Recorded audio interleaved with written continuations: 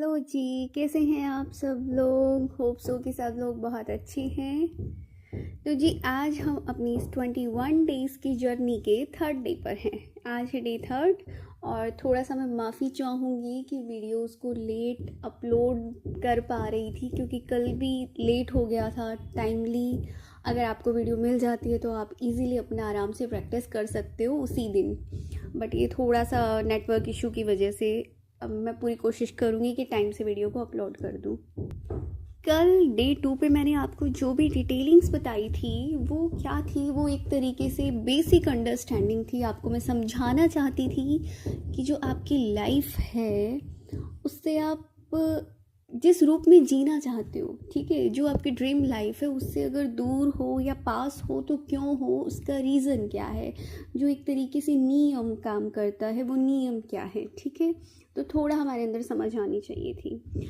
अब डे 3 पर हम क्या करने वाले हैं, आप लोगों को अपने ड्रीम्स या कहो आपकी विशेस, आपकी ड्रीम लाइफ, जो भी आपकी सारी विशेस हैं उनको नोट डाउन करना है, उनको राइट डाउन।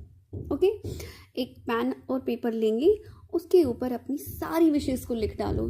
जो भी विशेस आप चाहते हो, चाहे वो छोटी है, चाहे वो बड़ी है, चाहे वो लॉन्ग रन के लिए, शॉर्ट रन के लिए है। अब क्या करेंगे, इसमें इसको 2 कैटेगरीज में डिवाइड करेंगे। एक तो होगी आपकी जो लॉन्ग रन की, दूसरी होंगी शॉर्ट रन के लिए, मतलब छोटे टाइम में जो पूरी हो जाए कंप्लीट की, जैसे आपको अभी ही कोई चीज़ चाहिए, कोई भी आपका, और अपनी सारी विशेस को लिखो जो भी मन करे। देखो कोई विश एक तरीके से छोटी या बड़ी नहीं होती, वो हमें जो खुशियाँ देती हैं ना, हाँ बस उनको हम मेजर और माइनर में कैटेगराइज कर सकते हैं, क्योंकि अल्टीमेट हम उनसे क्या चाहते हैं, खुशी। सिंपल कि मान लो किसी को, समझो किसी को एप्पल खाने का मन है कि बस मेरा बहुत मन कर रहा है मुझे एप्पल मिल जाए, ओके, उसकी विश पूरी हो गई खा के वो बंदा संतुष्ट है, खुश है, अच्छा लग रहा है उसको। किसी की विश हो सकती है उसको कोई कार मैनिफेस्ट करनी है, एक गाड़ी उसे मिल जाए, किसी का हो सकता है उसको एक घर मिल जाए। तो ये जो विशेस होती हैं इनको आप मेज़र बोल सकते हो कि थोड़ा सा बड़े लेवल पे हैं कि इनसे हमें खुशी मिलेगी।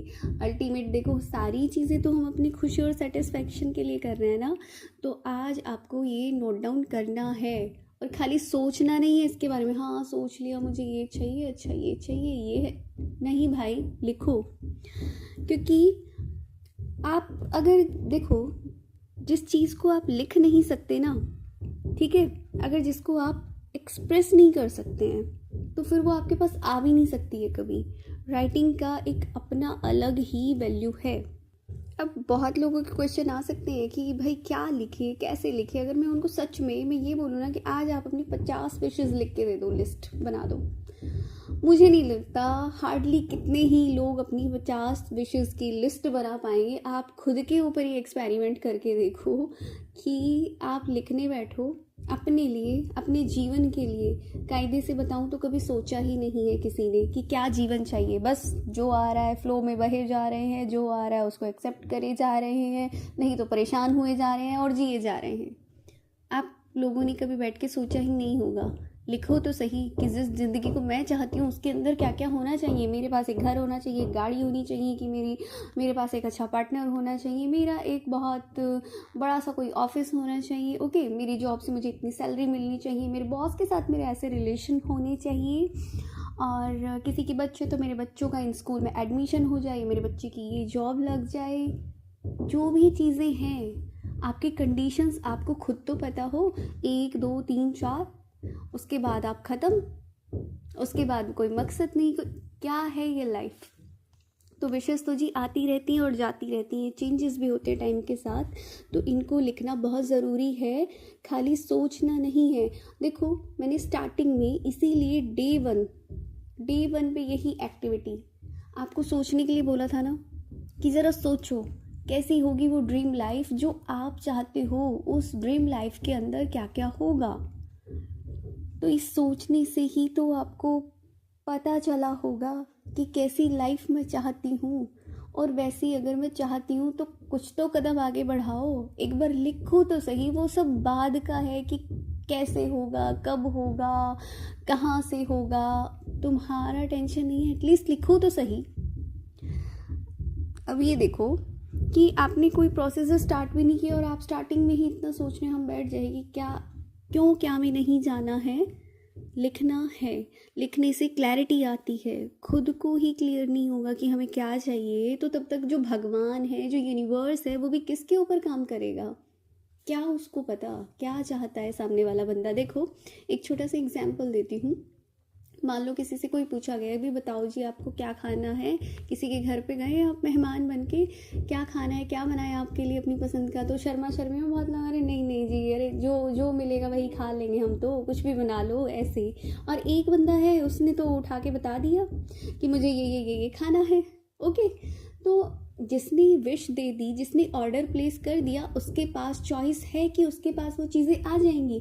तुमने तो कुछ बताया ही नहीं, तो जिसने नहीं बताया तो अब उसके सामने जो भी परोसा जाएगा उसको तो वही एक्सेप्ट करना पड़ेगा, खाना पड़ेगा। सेम यही घटनाएं इस ब्रह्मांड में होती हैं कि तुमने तो कुछ बताया नहीं कि क्या चाहिए, क्या खाना है, क्या क्या तुम्हें चाहिए, तुम्हारी कोई लिस्ट ही नहीं है, तुम्हारी कोई विश नहीं है, तुम्हारे कोई ड्रीम्स ही नहीं है, तो भाई तुम्हारे सामने जो भी परोसा जाए ना, जो भी परिस्थितियाँ आ जाएं, फिर ये मत कहा करो ये कैसे हो गया, ये तो मैंने सोचा ही नहीं था, ये क्यों हो गया, मैंने तो अपनी लाइफ कुछ और सोची थी ना, लेकिन तुमने उसको सर्टिफाई नहीं किया था। ठीक है, तो आपने जब ये चीज़ें नहीं की तो आप इस यूनिवर्स को, भगवान को ब्लेम नहीं दे सकते।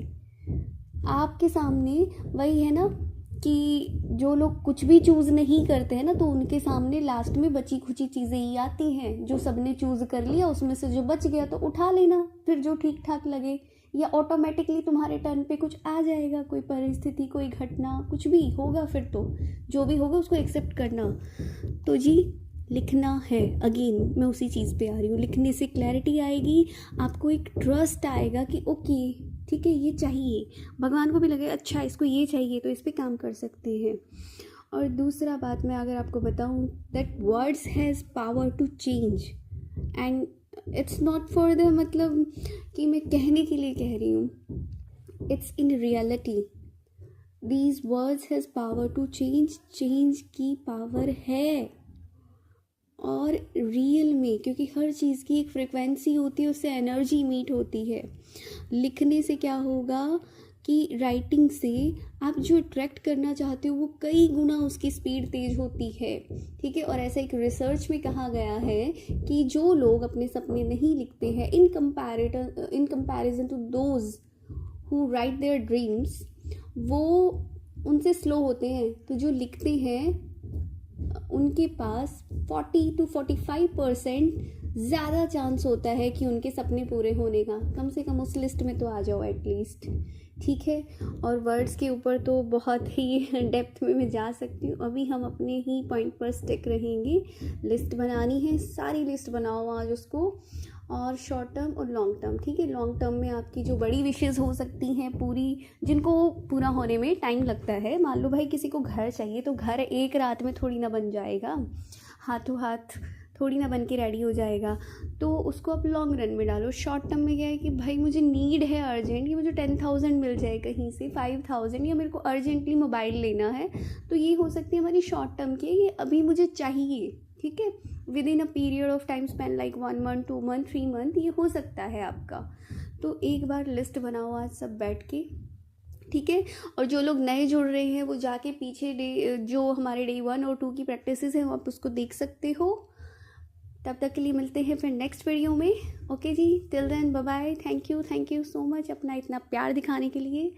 चैनल को आप लाइक, शेयर और सब्सक्राइब कर सकते हैं, और जितना ज़्यादा हो सके लोगों से शेयर कीजिए, ताकि हम सब मिलकर अब इस जर्नी को एंजॉय कर सकें। आप लोग लाइक करते हो वीडियो को तो इससे मोटिवेशन बढ़ता है, और मुझे मोटिवेशन मिलता है कि मैं और कुछ अच्छा करूँ, और कुछ अच्छा लेकर आऊँ।